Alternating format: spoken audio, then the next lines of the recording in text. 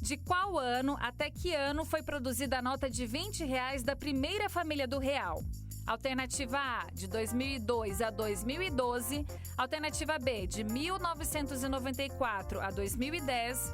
Ou alternativa C, de 1994 a 2012. Vai pensando aí, no final do programa você confere a resposta.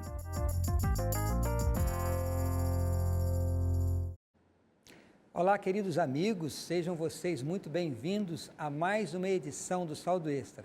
E como vocês podem ver, Saldo Extra também é cultura. Como é bom conhecer um pouquinho da história do dinheiro, ter informações que ajudam a aumentar o nosso conhecimento a respeito desse tema, não apenas com dicas sobre finanças, como você cuidar bem da sua renda, que é o que fazemos aqui a cada semana. É sempre muito bom ter você ao nosso lado, mas melhor ainda é quando você pode interagir com a gente. Portanto, fica a nossa motivação para que você nos acompanhe nas redes sociais, facebook.com/saldoextra e no Instagram e no Twitter, @saldoextra. Queremos ouvi-lo, queremos também ter seus comentários e as suas dúvidas para preparar um programa com muito amor e com muito carinho para você aqui a cada semana. E incentivo para que você acesse o nosso blog, novotempo.com/saldoextra, onde você vai encontrar todos os nossos conteúdos. Além disso, você vai encontrar um presente para você, a revista Saldo Mais. Parte de tudo que nós trazemos aqui a cada semana para vocês está aqui nesta revista. Você vai ver ali esta foto desta revista, clique nesta foto e você vai então encontrar um cadastro onde você vai colocar os seus dados e nós vamos mandar gratuitamente para a sua casa.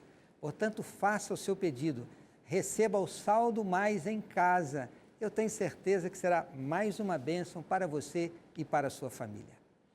Falamos de assuntos importantíssimos e hoje temos um daqueles que são um dos principais e eu gosto de falar sobre esse assunto.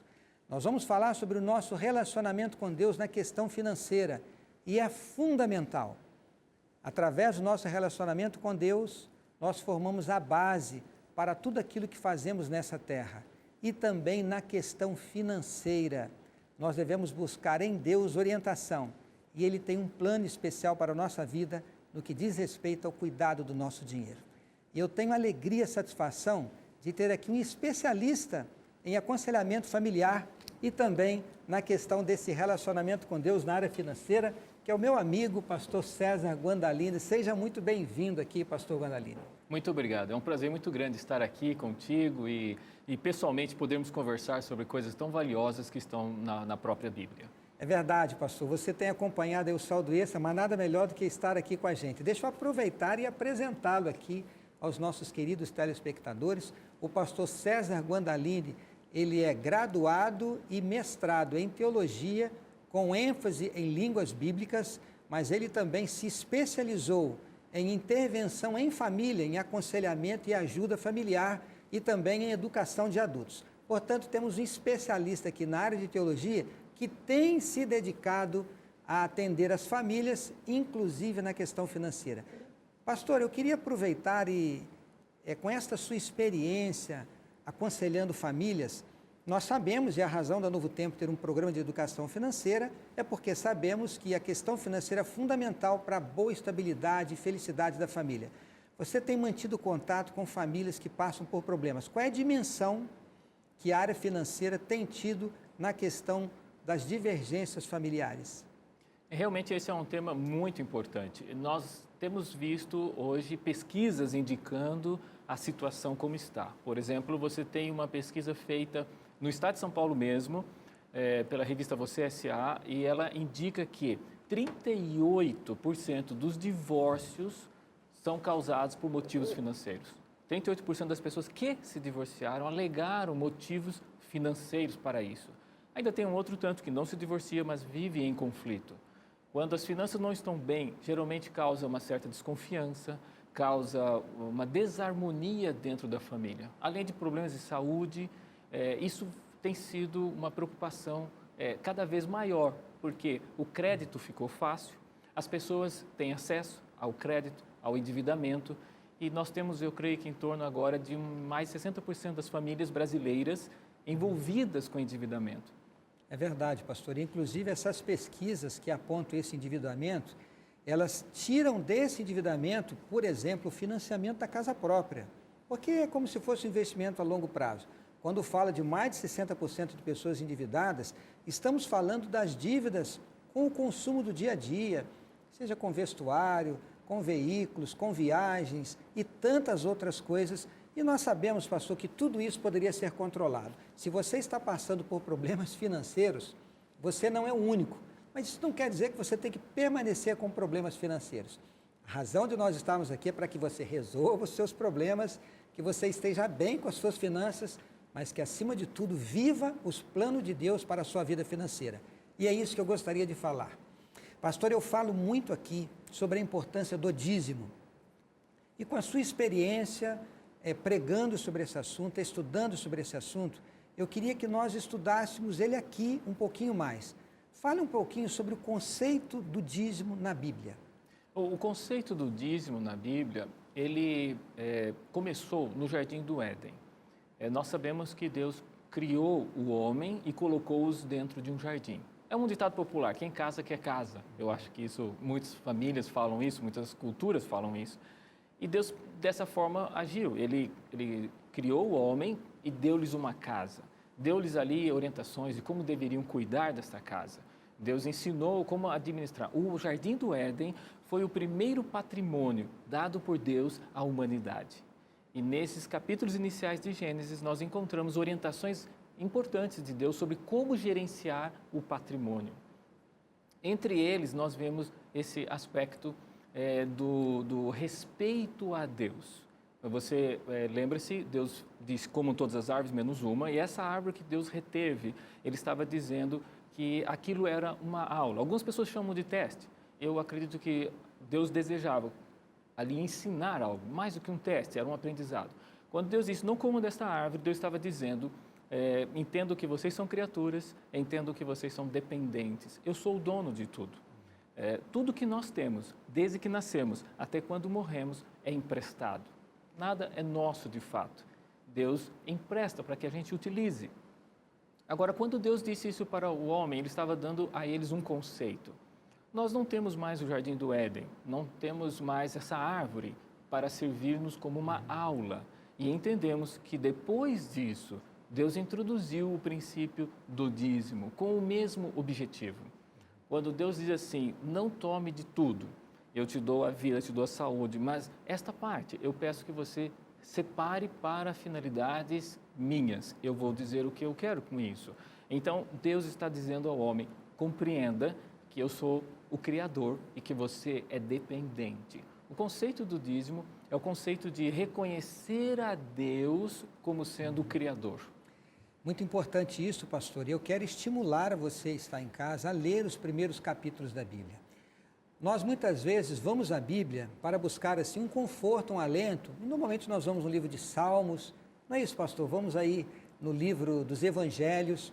Mas é importante conhecer como nós fomos criados. E o pastor falou muito bem.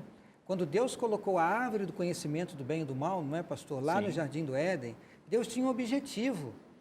Ao Adão e Eva serem obedientes a Deus e não comerem daquele fruto que era a ordem de Deus, que eles iriam, se comessem, eles morreriam, Deus tinha um objetivo. E o objetivo de Deus era que, ao obedecerem a Deus, eles reconheceriam a soberania de Deus, reconheceria a Deus como Criador, mas Deus ele não exerce apenas o papel de criar e de salvar. Deus também exerce o papel de mantenedor, não é isso, pastor? É isso. Olha só. O dinheiro e a espiritualidade são coisas que caminham muito próximas. Deixe-me falar um ponto a mais nesse item que nós estamos conversando sobre Gênesis. Nós somos seres espirituais. Somos convidados a ter reflexão espiritual. Somos convidados a nos relacionarmos com Deus espiritual. Eu sei, somos seres espirituais. Porém, nós fomos inseridos em um mundo material. Deus fez isso. Ele nos colocou num jardim. O homem tem que comer. Você precisa de uma casa, você precisa de vestimenta, você tem uma necessidade de se relacionar com as questões materiais. Então, nós precisamos entender em que sentido e como nós podemos nos relacionar com os aspectos materiais da vida sem que eles nos prejudiquem em nossa espiritualidade. Deixe-me dizer em outras palavras. A Bíblia fala muito sobre finanças. Nós sabemos mais de 2.000 versos sobre bens materiais e finanças. O próprio Jesus falou muito sobre isso. Das 28 parábolas tradicionais, 16 delas falam sobre finanças. Ou seja, Jesus era um homem espiritual. Jesus ele tinha poucas necessidades materiais. Ele não tinha cartão de crédito. Ele não tinha tantos deveres financeiros como nós. Porém, ele tratou largamente sobre esse assunto. E vou lhe dizer por quê. Em primeiro lugar, a forma como nós administramos os nossos recursos impacta a nossa comunhão com Deus. Com toda certeza absoluta, né, vou dizer aonde isso está escrito. Em Lucas, capítulo 16, versículo 11. Há um texto muito sugestivo ali. Lucas 16, 11 diz assim: se vocês não forem achados dignos de confiança em lidar com os recursos que lhes chegam às mãos, quem lhes confiará as riquezas eternas? Quem lhes confiará as riquezas verdadeiras? Estou falando na linguagem de hoje. Esse texto está dizendo que esse mundo é ímpio, que às vezes a partilha dos bens é injusta, uns têm mais, outros têm menos, mas ele não está falando de quantidade, ele está falando, se você não for achado digno de confiança em lidar com os recursos que lhe chegam às mãos agora, então quem lhes confiará as verdadeiras riquezas? Que verdadeiras riquezas são essas? Nós vamos ter a vida eterna, nós vamos ter a Nova Jerusalém, ruas de ouro, portas de pérola. Deixe-me falar em outras palavras, pastor Toninho. Suponhamos que você tem um filho que fez 18 anos e ele te pede um carro novo. Seu filho te pede um carro zero. Você tem o dinheiro sobrando e não é contra. Pergunto, como você saberá que esse filho vai cuidar bem deste carro que ele possui? A resposta? Olhe para o estado em que se encontra a bicicleta dele e você vai saber como estará esse carro daqui a algum tempo. É verdade. Muito bom exemplo, pastor. No muito pouco fosse o fiel, no muito te colocarei. A maneira como nós lidamos com os recursos hoje revelam quais são nossos valores. E é por isso que nós temos que começar a educação financeira com os nossos filhos desde cedo, Sim. para que os valores que eles aprenderem nos primeiros anos da vida sejam mantidos lá na frente. Se cuidaram bem da bicicleta, vão cuidar bem do carro. Sim, e eu acrescento o seguinte, um homem ele tem um carro e ele põe roda de liga leve, ele coloca nesse carro som, ele coloca nesse carro coisas modernas e ele equipa o carro, mas a sua mulher está cozinhando em casa com o fogão caindo nos pedaços. O que ele está dizendo? Quais são seus valores? Aonde estão suas prioridades? E com isso, eu vejo que, de acordo com nossas prioridades, nós vamos dizendo o que nós colocamos como mais importante. Deus, Ele quer levar as pessoas ao céu, mas nenhum egoísta entrará no céu. E no relacionamento com os bens materiais, nós aprendemos como nos desprender do egoísmo. Portanto, podemos dizer, pastor, que o dízimo foi uma das ferramentas que Deus concedeu ao homem para tirá-lo do desejo pela matéria, do egoísmo, de olhar só para ele, para olhar para Deus e dizer, eu vou ser fiel, vou ser obediente. Seria o dizimar também um desprendimento das coisas materiais? Sim, perfeitamente. Às vezes as pessoas olham o dízimo como sendo um dinheiro material, né? Mas não é isto. O que tem por trás, o dízimo é um ato de adoração, é um ato de reconhecimento de que Deus é o dono, de que eu não sou o dono de nada. Eu achei bonito este terno que você está usando, mas você Obrigado. Não é o dono desse terno. Olha, o bom gosto não é meu não, o bom gosto é da equipe do camarim, viu? Foi eles que escolheram. E esse terno, na verdade, ele é de Deus. Verdade. A Novo Tempo pertence a Deus. Todas as coisas nesse mundo pertencem a Deus. Deus ele é muito específico. Em Ageu 2,8 ele diz, minha é a prata e o ouro. No Salmo 24 ele diz, minha é a terra. Eu sei que nós loteamos as terras e colocamos ali no nome das pessoas, mas Deus é o dono de todas as propriedades. Ele também fala dos animais, Salmo 50, verso 10, ele diz, meus são os animais. Deus é o dono de todas as coisas e Ele não transferiu o título de propriedade a ninguém. Eu posso dizer, pastor, o seguinte, Deus é o dono de todas as coisas, inclusive a minha vida pertence a Deus, né? Porque eu fui criado e Deus é dono de todas as coisas, e assim como o meu corpo, a minha vida pertence a Deus, porque Ele me criou, eu posso dizer também que a minha inteligência pertence a Deus, a minha capacidade para trabalhar também vem de Deus. Por isso, o fruto do meu trabalho, da minha vida, também pertence a Deus. Uma vez que esse conceito está correto, se Deus pede que eu devolva 10% da minha renda, é porque daquilo que fica comigo Ele está dizendo: Pastor Toninho, você pode usar os 90%, é meu, mas eu estou concedendo que você use para o seu bem-estar, para o bem-estar da sua família, para a sua manutenção. Mas 10% me pertence, tudo me pertence, mas esse eu quero de volta. O conceito de dízimo nos ensina isto, certo, pastor? Certo. Deus ele é pontual, 10%. 10%. Outra coisa precisa ser dito aí. Primeira vez que o dízimo foi mencionado na Bíblia foi na história de Abraão. Antes disso, desse texto, Abraão ele dizimava, ele dava sua oferta a Deus também num altar. Mas em Gênesis 14 aparece Melquisedeque, a Bíblia relata esse episódio. Acho que é Gênesis 14, 20. Quando Abraão ele encontra Melquisedeque, diz o texto, ele deu-lhe ao sacerdote o dízimo de tudo.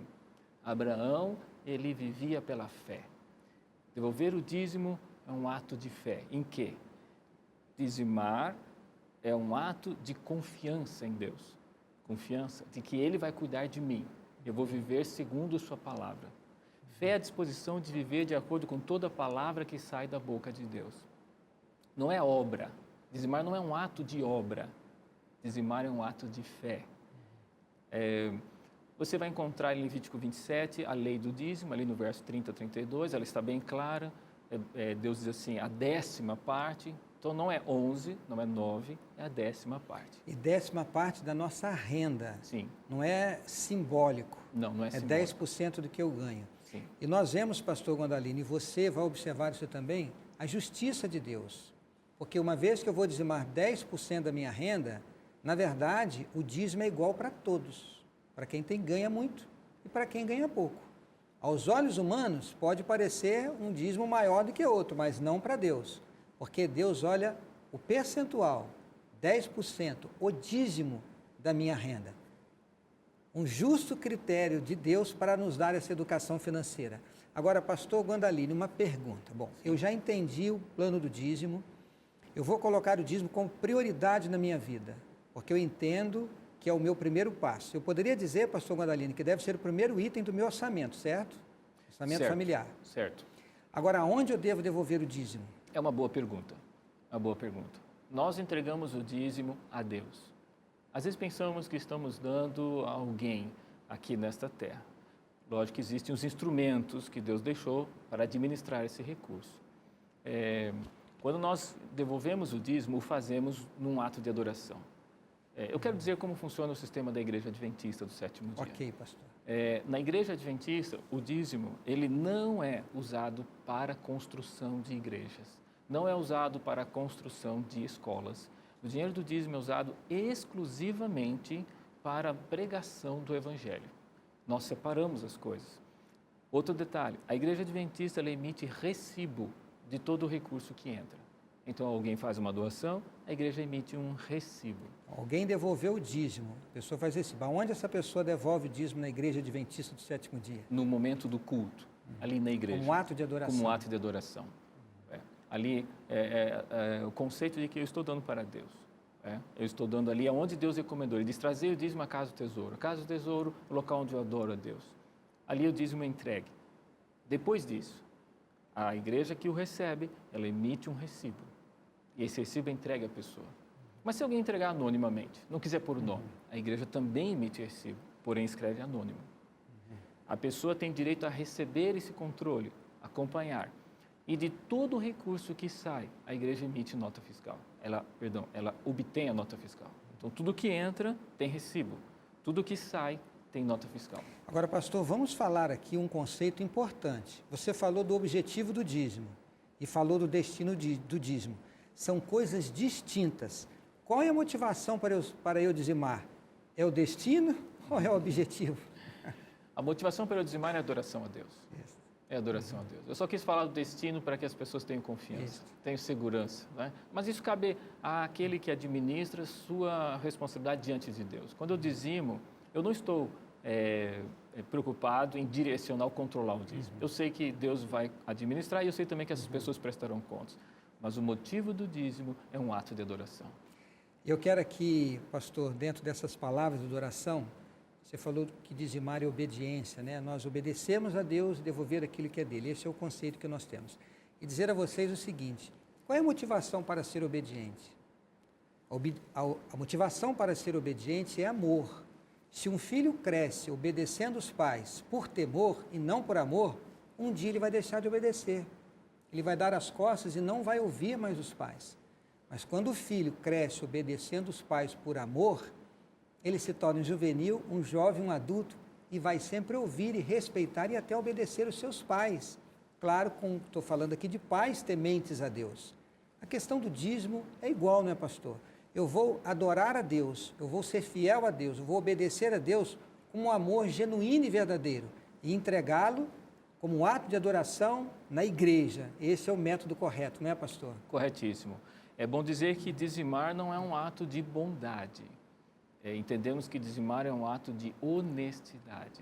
Verdade. Né? Pertence a Deus e eu reconheço isso. Ao fazê-lo, eu estou me relacionando com Deus na condição de que eu sou criatura e de que Ele é o Criador, Ele é o dono, é Ele que diz como as coisas devem ser feitas. Eu estou aceitando a Deus como meu Criador. É isso que eu estou fazendo quando eu estou fazendo um ato de dizimar. Lembre-se, dizimar não é uma obra, dizimar é um ato de fé. Por quê? É a disposição de viver conforme toda a palavra que sai da boca de Deus. Ele disse, eu fico disposto a obedecer. Então, isso é um ato de fé. Minha entrega, minha confiança nele. Agora, pastor Guandalini, quem administra o dízimo são homens, falhos, pecadores. A liderança da organização, da igreja, são pessoas falhas e às vezes podem errar. E pode ser que alguém pense assim, eu não vou devolver o dízimo na igreja porque não vão utilizá-lo da forma apropriada. Eu vou administrar o dízimo. O dízimo não é para pregação do evangelho? Eu vou pagar um obreiro bíblico para fazer uma conferência, eu vou comprar bíblias para distribuir. O que você teria a dizer a respeito desse assunto? Eu acho que essa pessoa ela está querendo fazer a autogestão desse recurso. E eu entendo que quando nós confiamos em Deus, nós seguimos os canais que Ele nos recomendou. Quando Ele diz trazer a casa do tesouro, eu estou trazendo ao local onde eu adoro a Deus. Quando eu confio nele, eu estou fazendo com que esse recurso seja colocado na onde Ele ordenou. E isso é um ato de confiança também. Não recomendo autogestão. Eu não entendo que a autogestão seja um ato de confiança. Não é isso que está na Bíblia, né, pastor? Não é isso. E veja, algumas pessoas dizem assim, mas o Novo Testamento trata sobre esse assunto do dízimo também. Eu queria acrescentar aqui mais um texto de Mateus 23, onde Jesus foi claro. Ele disse assim, vocês estão dizimando detalhes de coisas como hortelã, coentro, e estão esquecendo da justiça. E Jesus disse, fazei isto, justiça, misericórdia, sem omitir aquilo, o ato de dizimar. Esse texto é muito claro em que Jesus, ele consolida o ato de dizimar também no Novo Testamento. Agora, acrescentando o que você havia comentado, eu preciso então levar o dízimo à casa do tesouro, no local onde eu adoro a Deus. E ali eu confio de que Deus conduzirá essa gestão através dessas pessoas. No caso da Igreja Adventista, o recibo escrito pelo indivíduo, a parte que ele escreve, estou dando tanto, é colado na segunda via do recibo. A pessoa fica com a primeira via, a segunda via, cola-se atrás o texto em que a pessoa escreveu. Depois existe uma auditoria, existe também um revisor. Lógico, somos humanos, não estou dizendo que não há erro. Nós temos consciência de que se houver um erro, por algum centavo que seja, em pouco tempo ele será revisado e corrigido imediatamente. Isso significa transparência, Sim. dá segurança. As pessoas que estão manuseando o dízimo, elas também se sentem bem por saber que tem alguém acompanhando, para que essa porta de tentação de usar, ela não aconteça nunca, ela esteja fechada. Pastor Gondalini, será que eu poderia dizer assim?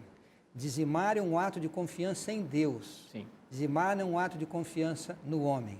O meu papel é entregar nas mãos de Deus. Daí para frente, a responsabilidade é com Deus. Eu posso dizer isso com segurança, dizimar é confiar em Deus. Com certeza. Dizimar é confiar em Deus.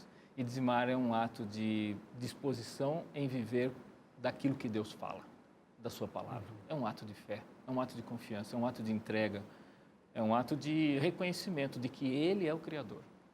Pastor, muito obrigado pelas suas informações, obrigado por trazer esse assunto de forma tão clara e que Deus continue abençoando o seu ministério ao aconselhar famílias e ao estar estudando a Bíblia com elas. E a gente espera se encontrar aqui outras vezes. Eu quero terminar lendo um texto da Bíblia com vocês. O texto desta vez está no livro de Jeremias, no capítulo 9, e eu vou ler os versos 23 e 24. Preste atenção no que diz a Bíblia. Assim diz o Senhor, não se glorie o sábio na sua sabedoria, nem o forte na sua força, nem o rico nas suas riquezas. Mas o que se gloriar, glorie-se nisto, em me conhecer e saber que eu sou o Senhor, e faço misericórdia, juízo e justiça na terra, porque destas coisas me agrado, diz o Senhor. Esse texto diz que nós devemos aqui nos gloriar, não pela riqueza, não pela força, não pelo poder, mas em conhecer a Deus, em saber que o Senhor é Deus. Uma das formas de nós conhecermos a Deus e reconhecermos quem é Deus é sendo obedientes a Ele, é devolvendo a Deus o que lhe pertence. Quando nós vamos à casa do Senhor e entregamos ali 10% da nossa renda, o santo e sagrado dízimo que pertence a Deus, como nos disse o pastor aqui, que está na Bíblia, nós estamos convidando a Deus para ser o sócio da nossa vida, porque eu estou reconhecendo a soberania de Deus e a minha pequenez, a minha insuficiência, as minhas debilidades. E este Deus vai estar ao seu lado, vai lhe abençoar, não apenas na questão financeira, mas na sua saúde, na educação dos seus filhos, nas suas relações pessoais. Fica aqui o conselho, procure conhecer a Deus e saber quem é Deus. Experimente esta bênção na sua vida e com certeza você será uma pessoa feliz. Muito obrigado porque você esteve conosco. Nos vemos na próxima semana. Será um prazer ter a sua companhia.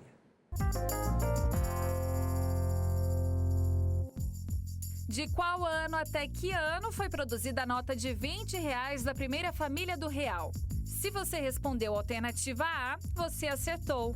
A nota de R$20 da primeira família do real não começou a ser fabricada no mesmo ano que as outras notas, mas sim em 2002. O quiz do saldo fica por aqui. Até o próximo programa. Tchau!